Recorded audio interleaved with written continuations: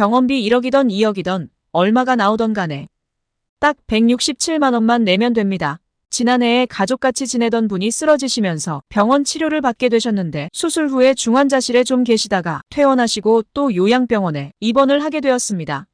몸은 많이 호전되셨지만 앞으로의 문제는 병원비입니다. 생각보다 이제 병원비가 많이 나왔는데요. 다행히 실비보험이 가입되어 있으셔서 병원비가 크게 부담이 되지는 않았습니다.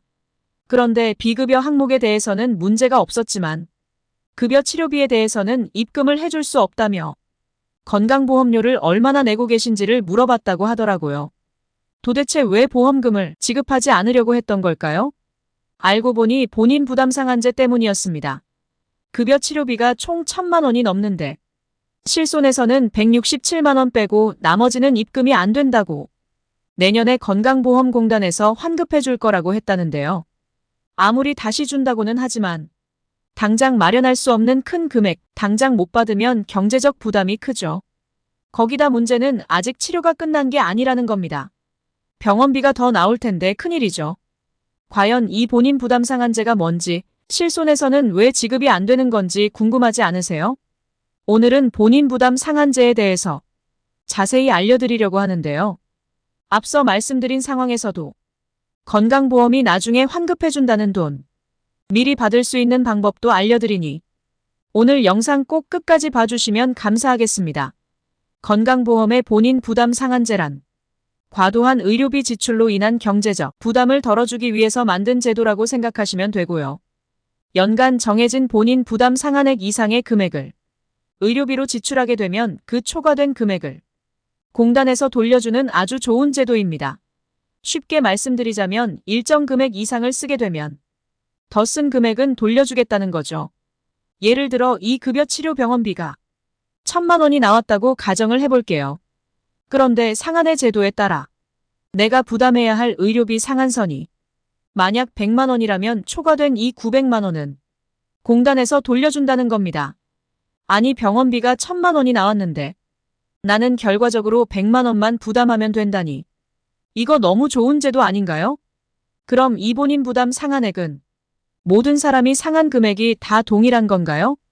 아닙니다. 소득별로 본인 부담액이 달라지게 되는데요. 우리 건강보험료는 소득별로 내야 하는 보험료가 다르죠. 그래서 이 납부하는 건강보험료 기준으로 소득 구간을 1분위부터 10분위까지 정해놓고 분위별로 이 상한액을 다르게 책정해 놓았는데요. 그런데 이 상한액이 24년도부터는 개정되어서 조금 오르게 되었습니다. 1분위는 올해 24년 기준으로 87만 원이 본인 부담 상한액이 되고요. 4에서 5분위는 167만 원, 10분위는 808만 원이 본인 부담 상한액이 되게 됩니다. 전체적으로 상한액선이 좀 높아졌는데 특히 6분위 이상 소득이 높은 구간에 상한액이 조금 더 오르게 되었는데요. 소득이 높은 분들의 상한액이 상대적으로 좀 더 낮게 책정되어 있었던 걸 좀 정정을 한 거라고 하네요. 그리고 일반 병원에서 쓴 의료비와 별개로 요양 120일 이상 입원 시에는 의료비 상한액이 조금 더 높습니다. 불필요하게 장기 입원하는 것을 방지하기 위해 요양병원 장기 입원 시에는 의료비 상한액을 좀 높게 책정을 한 건데요. 올해 24년도부터는 138만 원이 상한액이 되게 되었고요. 10분위는 23년도에는 1,014만 원이었던 게 현재는 1,050만 원이 상한액이 되게 되었습니다. 소득이 높으신 분들의 본인 부담 상한액이 비교적 많이 올랐죠. 그럼 여기서 1분위는 도대체 보험료를 얼마를 내야 1분위고 10분위면 얼마를 내야 10분위인 거냐 궁금하시죠? 이 지역 가입자와 직장 가입자가 좀 다른데요. 지역 가입자는 1분위 보험료가 11,220원 이하이고요. 직장 가입자는 51,100원 이하입니다. 그리고 6, 7분위는 지역 가입자가 61,490원 초과 122,360원 이하이고요. 직장 가입자는 94,480원 초과 136,490원 이하입니다.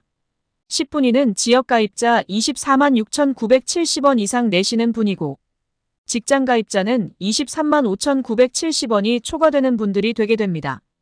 2작년 보험료 합산액을 10분위로 나누어 평균 금액으로 분위를 책정을 하게 되는데요.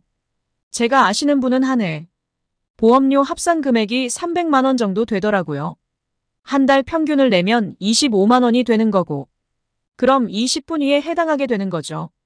그럼 본인 부담 상한액은 780만 원이 되겠네요. 그럼 모든 병원비가 다 적용되는 건가요? 아니요. 자, 여기서 주의하실 게 병원비라고 해서 다 적용이 되는 게 아닙니다. 병원비 중에서 건강보험 적용이 되는 급여 치료비에 대해서 적용이 되는 거고, 건강보험 적용이 안 되는 비급여 검사나 치료 진료비 전액을 본인이 부담해야 되는 전액 본인 부담금과 급여긴 하나 본인 부담률이 높은 선별급여, 그리고 상급병실료 차액과 2, 3인실 병실료, 추나요법, 임플란트의 본인 부담금은 다 제외되게 됩니다.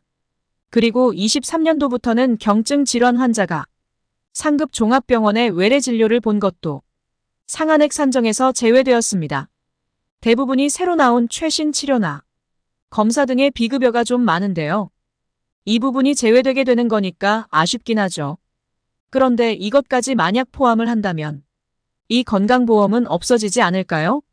그리고 이 환급 방식이 또 중요한데요. 환급 방식은 사전급여와 사후환급으로 나뉩니다.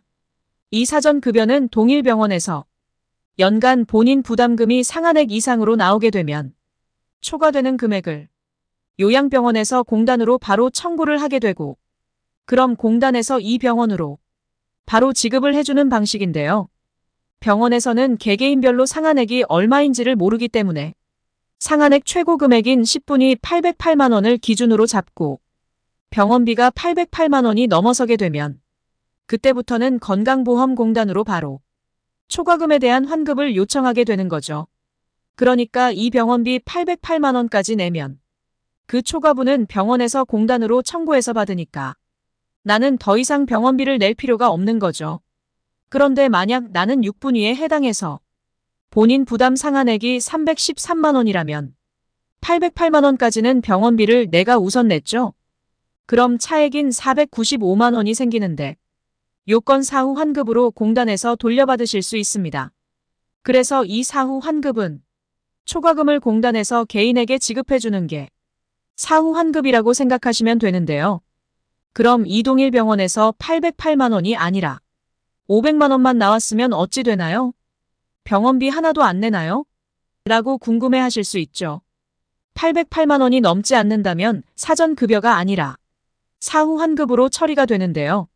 내가 병원비 500만 원을 먼저 계산하고 본인 부담 상한제에서 초과된 금액은 사후 환급으로 다음 해에 정산을 받게 되시는 겁니다.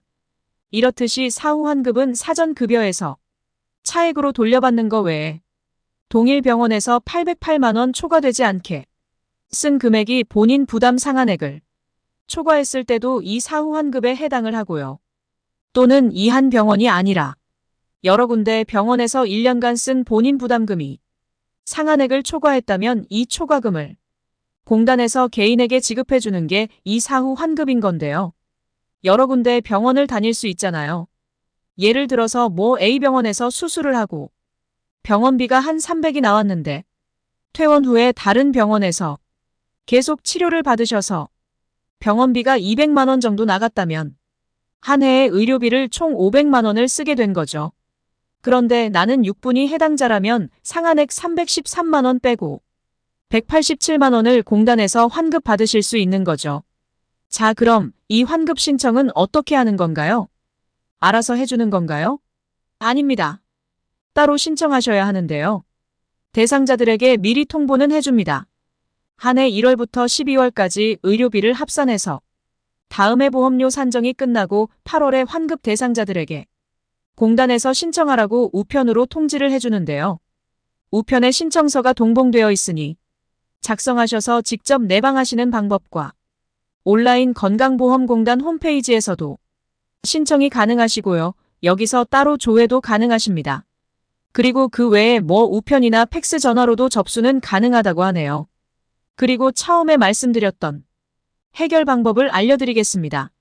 당장의 의료비가 부담되니 병원비를 카드로 결제를 하고 실비 청구를 해서 돈을 돌려받으면 되겠다 라고 생각하셨는데 보험사에서는 내년 8월에 건강보험공단에서 돌려받으세요 라고 한다면 막막하시겠죠?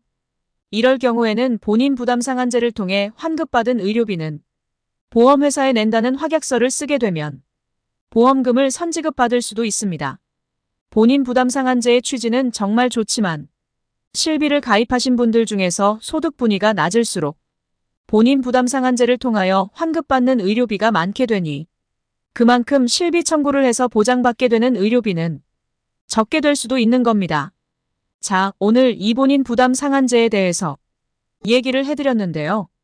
공단에서 운영하는 이 산정특례 제도라는 것도 있는데 혹시 들어보셨나요? 저는 이 산정특례 제도만큼 좋은 제도가 바로 이 본인 부담 상한제라고 생각이 드는데요. 여러분, 어떠셨나요?